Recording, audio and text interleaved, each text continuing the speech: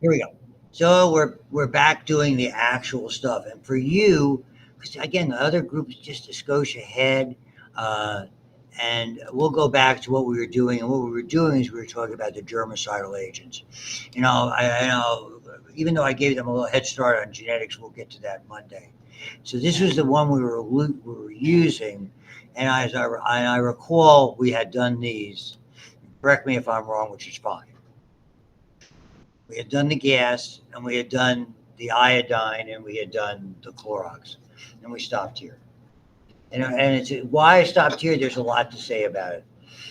Metal compounds, metals.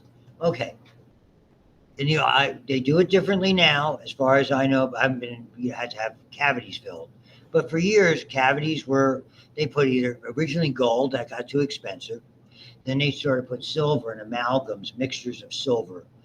Why you didn't use it because the silver is expensive, but because silver as a metal interferes with bacterial growth. They form these bonds and the proteins can't express themselves. So effectively it kills the bacteria, denatures the protein, just like everything else does. We've known that forever. Okay, they even used to put little like metalish fibers on top of a culture plate and it wouldn't grow around it. Okay, but the trouble is the concentration. So the old saying, if there was one best product, we would use it, and we'll get to that when we talk about wounds. It's called Silvadene cream. Everybody who ever treats a burn topically uses one thing, Silvadene cream. There's nothing better. It's got a silver salt mixed with a sulfa drug in a topical application. It's been around since I was a resident before, and so we all use that. It's not an alternative to using antibiotics, but it really helps the surface where infections are common. Burnt skin is just a wonderful base for infections to form. You're lucky if you don't get it. With a bad burn. I'm not talking about like I got sunburned today. If you didn't know it, silver nitrate eye drops. You use them in the chemistry lab in high school. If you get some of the stuff on your fingers, it turns your skin black temporarily. Just on the skin, it goes away a couple of days as the skin layers go off. But moms were going crazy because it was for gonorrhea, but they were killing. The kid came out with black eyes. It's like, oh my God, my poor baby. So now we, and mandatorily in all states in the union, because of the potential passage for vaginal, any birth really applies, but particularly for vaginal births, they utilize antibiotic drops. They just don't use it because it didn't look good. And I use silver nitrate to treat wounds and all of that because it has places there. The, the distinction is what we used to use. Years ago, we talked about, you might remember we talked about tinctures. Well, the one we used, tincture of iodine, which worked, and even with that, in our medicine chest, we had tincture of merthiolate, which is red in color. It's a mercury.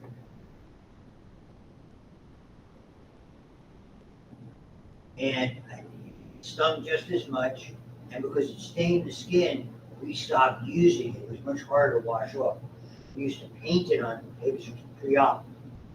Back in the 60s, it was commonly used. But the trouble is it stayed red, and when post-operative you see red, it gets upset. So that's why it wasn't used, but it was very efficient. Now, mercury compounds by definition are neurotoxins. They poison nerves. They can poison the brain. So ingesting mercury is a problem. This is the big player, and I may be spelling it incorrectly. It's called chimerisol. It is a common preservative in vaccines. It is the one where they did, you might remember mentioning, some erroneous research that pointed the finger at the uptick in autism, which is substantial, as being the cause. The premise might have been good, the research was good. And the research with the medical journal in England published it, retracted it, they showed research methods, and the fact that the methods were not appropriate for any scientific major barrier. It's working. The reality is that there is a relatively small amount in those of mercuric compounds, but it was going to hit them. You and I mean, Lent just started for a lot of folks, I mean, if you went to a Lenten fish fry tonight, you get more mercury. Your brain's already developed. I mean, so that, and honestly, if and it's still used a lot in vaccines, you should feel confident. You decide, if you do have kids, decide to have kids. Take your kid to the pediatrician and say it's time for vaccines. Say, I'd like my vaccines to be thimerosal free. And if they say to you, well, you're never proven thimerosal causes autism, the counter is they've never proven that it does not. Proving something and disproving something are different things. Saying there's no proof doesn't mean it doesn't do it. It means we don't respect it. So there's nothing definitive in medical literature. And you can, and there are thimerosal-free vaccines. Same lecture to my daughter, and my daughter do it, and then tested medicine. If you recommend it for your kids, somebody else's kids, then you believe it. Now, if you and understand today, if your doctor doesn't do it, there's another doctor who will be happy. Just honor the days when the doctor gave an order. It was like to my day, oh, the doctor said something, I have to do it religiously. It was like a command from the Almighty. That has changed. A lot of doctors out there, they're looking for patients, they will work with you. It's a consumer-oriented society. How many people, how hard do we try to recruit students to come to RMU? Like crazy. Unfortunately, their campaign is unstoppable. Don't get me started. Editorial. You got the idea? Environmental pollution, and a lot of them are like that. And it should be, and for vaccines, I believe. My kids are all vaccinated, my grandkids are. But it's an important choice to choose judiciously. That's the nugget there. We're almost done with this, thankfully. You'll be happy to know. Ozone is used a lot, particularly around here in water treatment facilities. Again, oxidizing agents damage DNA. And chlorine, frankly, is unpleasant. It has a funny taste.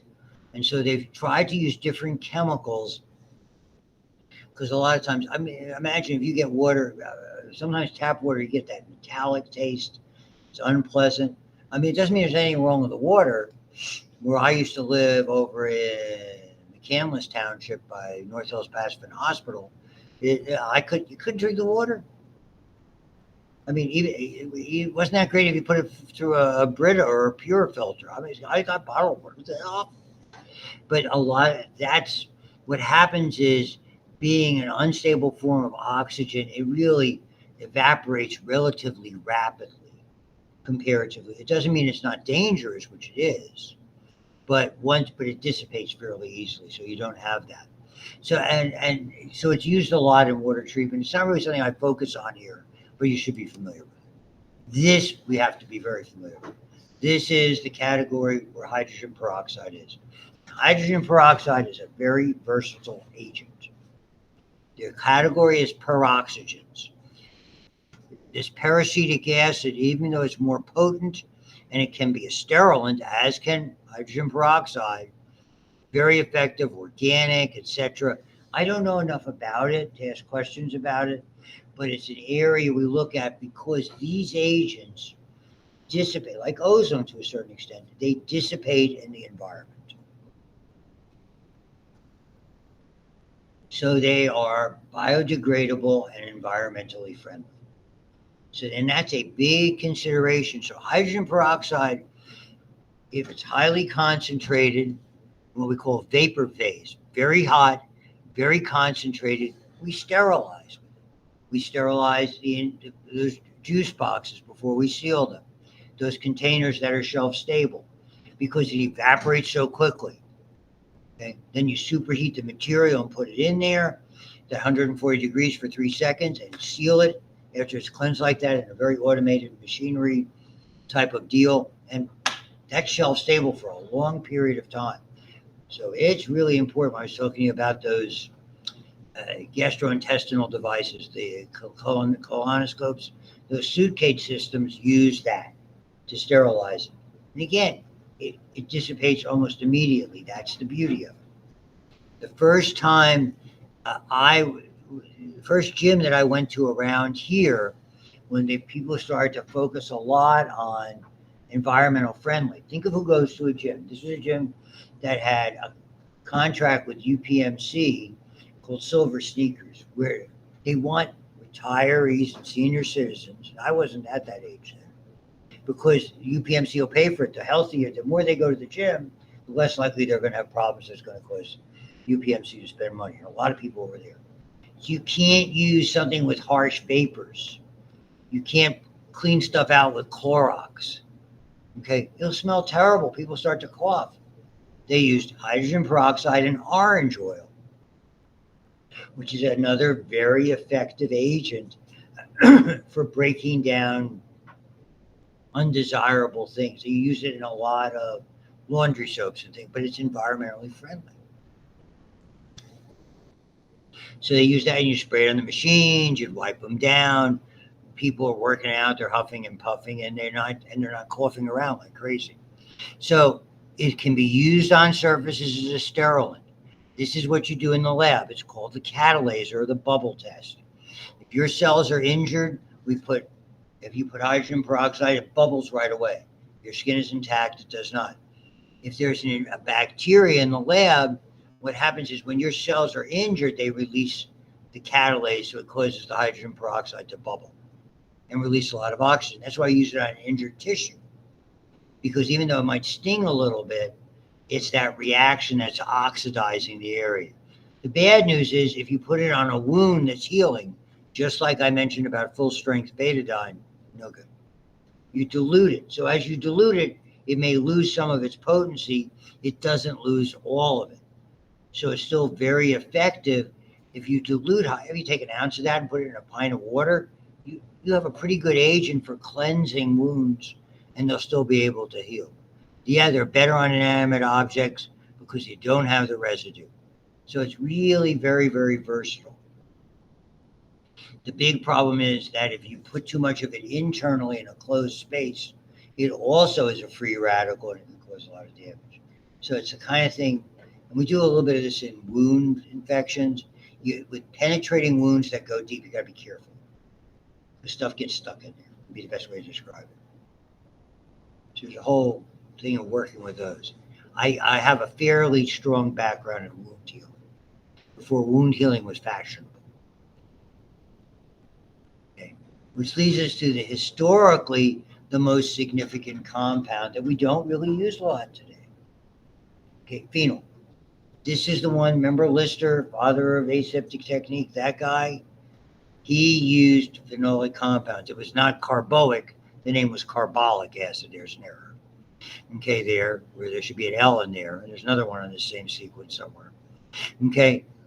And they knew they used to take lye and carbolic acid. How they acquired it, I don't know. And they'd wash down walls, Henry VIII's son, and all that stuff. And we talked about that, what they call the hygiene hypothesis, where it was so clean, there was nothing there. Vapors must have been horrible. But Lister saw that at full strength, it could destroy things, but as you diluted it, it still had the ability to cleanse and disinfect and actually be an antiseptic. And even as we saw this, we used to use it reduced strength as an alternative to like Novocaine because it could actually anesthetize. And at lower strength, that was the hand washing that Lister did. At full strength, when I removed a wart, okay, I would scoop it out and cauterize it because you want to inactivate and eradicate all the viruses. We put full strength phenol out of the jar on that. And we were administering a therapeutic burn, if you want to think of it that way. So I'm very familiar with that. So it was reliable enough for me to use that relatively successfully. That's there. Okay. Look, it wasn't costly, very effective when there was organic material. That's why Lister had a lot of success, because they weren't that careful about cleaning off instrument or cleaning hands or cleaning people. There was a residue. And so these products based on phenols were used historically very successfully until there were problems. And that's the problem. It is hexachlorophene was used in a variety of before the days of triple antibiotic ointments. There was hexachlorophene that you put on potentially infected wounds, things like that. The trouble is they found it was a neurotoxin and there was some absorbance, so it was eliminated. Up until about 8 to 10 years ago, every antibiotic soap was made of, but the active ingredient was triclosan. Except after they began to study the phenomena over the years, they found that people were starting to accumulate in organs. So it has been limited to use, but for topical soap, it hasn't been incorporated since 2017. For your antibacterial soap uses in different Asia we're coming to. That's important. Because that stuff you use every day. I mean, and a lot of people, if they're like us, and you see something's on sale and you buy a bunch of them, stick them in there. Oh, antibiotic will never go bad. Some of them still have the triclosan. And they went to Dollar Tree and got 2 cases of them. Big Dollar Tree shop. So, which brings us to the category that's taken its place. Quats, quaternary ammonium salts or compounds, depending on the author. They are cationic, means they're positively charged detergents. What you use in the washing machine is a phosphate, negatively charged detergent. Work the same way. They are effectively a bipolar molecule. So you have one end that'll be included with water, will dissolve in it, and so it'll wash away whether you're washing clothes, you're washing anything else. And another part of it that will attach to the organic component that's not typically fat soluble, dirt, grease, grime. That's why stuff works so well. That's how detergents work. Bar soap works the same way. They're all different. So the difference is the laundry detergent ones, typically they're not very compatible if they come in contact with your skin and you touch food or anything else, because there's a distinct taste that's unpleasant. Which is why, and you'll see that in another slide shortly, that when you go to Giant Eagle and they say, oh, I've got Lysol wipes, this is going to be clean. Okay, and you clean off that cart. Why I do that? No. First place you go into is, and you're going to pick up fruit and produce. And guess what? If you were using regular Lysol or regular Clorox, you'd have a residue on there that would be unpleasant. It'd be terrible. So those are what you'll see that very shortly in another slide from the other PowerPoint sequence. So that's the beauty of them. In a restaurant, when they're cleaning a table or a tabletop, they're using quaternary ammonium salts. They've been around for a long time. The first one of these that was popular when tincture of iodine and tincture of methylate were stinging everybody, they had Bactine. That was the first of the quaternary ammonium salts that was used. That was way back in the day. 60 years ago, easy. Like that. So a lot of personal products, the big problem, just like iodines and betadine, Pseudomonas is remarkably resistant. And so you have to really be very careful. In a hospital, it's one of the worst problems. Not so much because you have trouble identifying it, but it grows in a lot of things that you think it would not. And the other big problem, very limited antibiotics. It's one of those bugs you worry about because there's not a lot of antibiotics you can use that are safe, relatively speaking, antibiotics. We do a whole unit with antibiotics. So that's the quaternary ammonium salts. And this is just the chart that you should look at vis-a-vis the exam. Other things. So I had another can of this.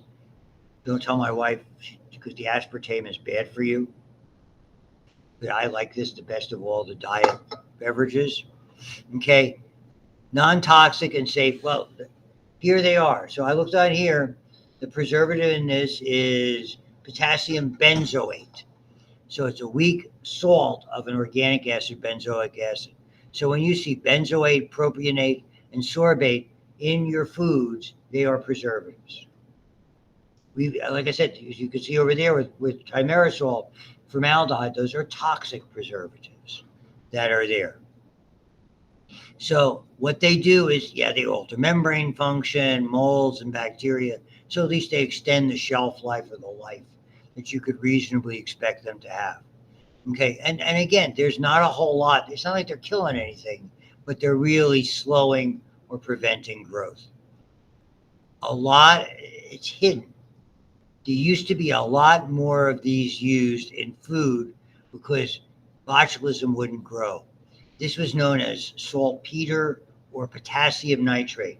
Today, if you watch a cooking show, they use it's called pinking salt because it gives that pink color. And they like that in meats because it looks like there's a freshness.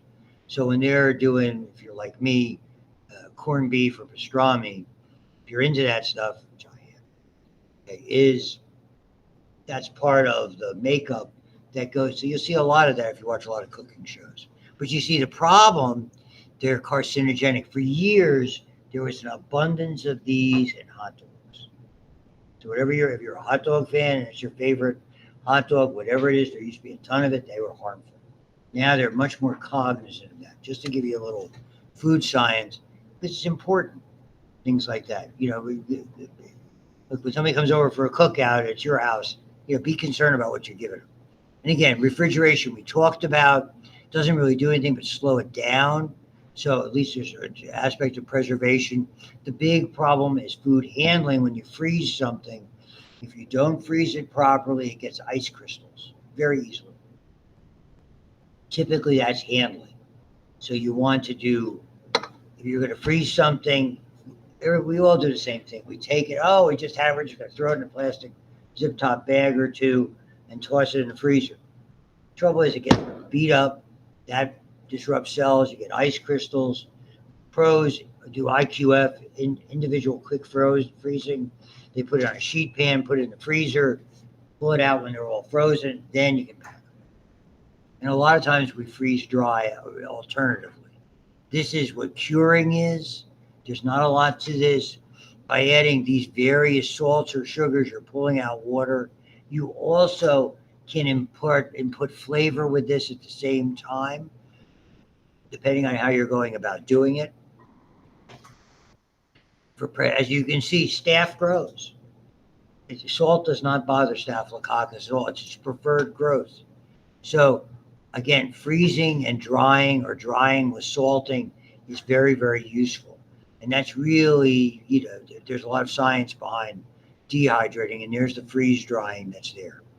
This is another one of those things that there's no C after eggs, unless they changed it. Yeah. Right? Still E, two G's and an S. Just saying. But if you didn't know it, a lot of people, they go nuts over, oh my God, there's a raw or like a soft boiled egg. We call it coddled egg. You put in certain things, traditional ways that you made Caesar dressing with a coddled egg. All die. No, if you're worried about salmonella, get pasteurized eggs. It's the shell where if there was any problem, where it would be. They pasteurize the shell. They're more expensive, but they work just fine. The other thing is, most of the time, if you're reliably getting your eggs, you're getting, all those, the organic and free range, they're not going to hurt. I made keto brownies last night, and they call for 2 eggs as part of the recipe. Make up the dough. Before I put what was left, I don't know about you, I licked the spoon. Don't you lick the spoon when you make a recipe? This is terrible. It's called baking. Have you heard of it? Almond flour, coconut flour, cocoa. I used a stevia-based granule called allulose, and eggs and butter and baking powder and salt. Throw a few walnuts in there. My wife loved them. Now the other slide I want to hit you with here before we finish this little unit up, and that is over in Cowan. So this was the same. This is the textbook we're using. That's there.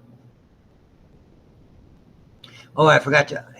I know a lot of you, when you got this textbook, ended up with that Connect thing. I may try to work some stuff up on there as well. That might be helpful. We were talking about that today. So I've got a lot. I have my homework to do. So here, that's the germicidal categories and length of exposure. And here's the chart that I wanted you to see. And this was a study that they talked about in healthcare workers, hand washing with soap and water, alcohol, basically hand sanitizers, and 40 pairs of gloves. And so what they were trying to see is how effective this was and the impact of skin. So you could probably find that study. But we've become a lot more cognizant in the aftermath and during COVID that we see the importance now of really underscored hand care and hand preservation as much as anything else. So it's really, there's a lot of good. If there's any good came out of that, that's one of it. Notice trade names don't tell you. Lysol and Clorox. Oh, they're strong. No, they're quats. They're no different than antibacterial soap. Okay? There's nothing to it because you can't use that if you're going to be handling food right away, particularly when you might consume directly. And I would still, and if you don't do this, you should, whenever you get something from the produce aisle, wash it. That a lot of people, college students, love to get pre-bagged, pre-washed lettuce and throw in a bunch of vegetables, and it's nice and it's diet friendly and all that stuff. I don't know about you, I'd be washing that lettuce. I know it says pre-washed. Did you see them wash it? I didn't. Until I see them wash it.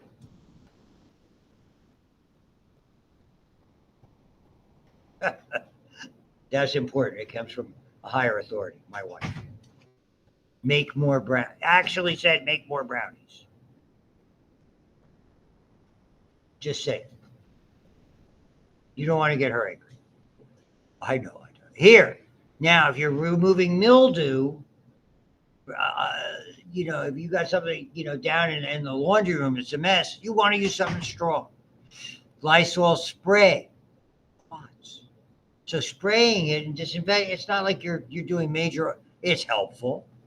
And now you have chlorhexidine because it can come in contact lenses, even mild, very, very mild chlorine-based solutions can be part of that as well. And you can see there's not a whole lot to the hand sanitizers. A quick word about problems and I don't know how many of you wear contacts or corrective lenses or as opposed to glasses. Absolutely true story because I got it from the horse's mouth. The horse being my wonderful sister, who worked for Bausch and Lomb, who is the largest maker domestically of contact lenses and contact lens solutions and other ophthalmologicals. That was her division. She is in the marketing, not the production. I'm going to tell you, somewhere between 10 and 15 years ago, the first and only problem Bausch and Lomb, and it's not minor, ever had. They had the number one selling contact lens agent in the United States. Imagine how much they sold. How many people wear contacts? They have one facility that makes it in North Carolina. A fungus, a mold, got into that solution, and five people suffered some degree of blindness and/or lost eyes. 5 major cases, major lawsuits. She, because of her expertise in marketing and having been there for 20 or 25 years at the time, they put her on the big committee that had to deal with the problems. And it wasn't to stonewall it. They realized they had to go right out front. Say, look, they knew they were going to get sued. They knew a lot of people were going to lose confidence. They had to find this plan to deal with that. To their credit, it took probably, I think she told me, 5 or more years for the sales to begin when they reformulated and changed whatever they were doing. So it's a big concern. If something doesn't seem right to you, don't use it, please. I mean, she actually had to work for a couple of extra years because of the hit that a lot of people took in their retirement packages, which is what happens in big business. So wherever it happened here. If you work for UPMC, a lot of people have large retirements. When there were some problems there, and a lot of the shutdowns vis-a-vis COVID and things like that, things took a hit, believe it or not. There's a lot of less people working, businesses, investments. So everything is sort of interconnected in the world, and you should be aware of that. So that's really the last thing I have to say. And I do have the time now to just a tiny introduction of what we're going to do next. And it's kind of where I was with the other group. It has to do with genetics. And people, and I won't put it on the board because there's not, there's enough people online not to do so. It's the next chapter is really important because we spent a lot of time throughout this class talking about mutation. And mutations are errors in DNA. And if you did not know, we really just do a comparison between bacteria and bacterial cells, prokaryotic cells, and our cells, eukaryotic cells. On average, our cells are at a minimum 1,000 times to maybe 1,000,000 times, big number, less likely to mutate. Because it's inherently, and it's the problem with the course, it's inherently a different cell. Okay, we have pairs of chromosomes. They have one single circular chromosome. We have dominant and recessive. And I'll reiterate this on the board because it'll be more board friendly, or make up a diagram with it. We have dominant and recessive pairs. So if an error occurs on a pair that's not expressed, remember, you're only going to express one of your chromosomes from mom, one from dad, depending on how it shakes down. If a defect or a mutation is on one that's not expressed, it doesn't matter. It doesn't show up because we have another chromosome to cover it. If you have dominant and recessive and it's on the recessive, it doesn't get expressed. If you have 2 dominants and it's on one of the dominants, it only gets expressed half the time. Same with 2 recessive. So immediately that's an advantage. In bacteria, prokarya, they have a single circular chromosome. They don't even use dominant and recessive. There's what's called the wild type, similar to plants again, and mutations. Wild type is what normally occurs. Anything else that's different is a mutation, period. First difference. So you don't have another chromosome to cover. Second, there's a thing you may or may not have gotten an AP1 or an AP2 called messenger RNA processing. If you did not know, basically, when we make proteins in our cells, we only use about 3% of the DNA. All the other DNA used to be called junk DNA, and it's a fancy thing that happens. When it goes into messenger RNA, it alternates between what are called introns and exons, if you heard those terms. The introns are insertion sequences. That's how they got their name. We splice them out. That's typically regulatory DNA. The exons are the actual stuff that's going to make proteins. We splice them together to make proteins. So if an error occurs on DNA on the part that's going to be one of these insertion sequences, it's cut out anyway. Who cares? Tree, forest, who cares? If nobody heard it, did it fall? We don't even know if it made a sound. That's the second factor. We have that safeguard. And lastly, bacteria have something called mismatch repair. If there's an error and they have the ability to correct it, they get it right about half the time. They're as likely to move, remember, it's double-stranded DNA, the part of the strand that has the mutation as the part that does not, because they can't ascertain with their chemical mechanisms where the error is. We have a remarkable product called DNA polymerase 3.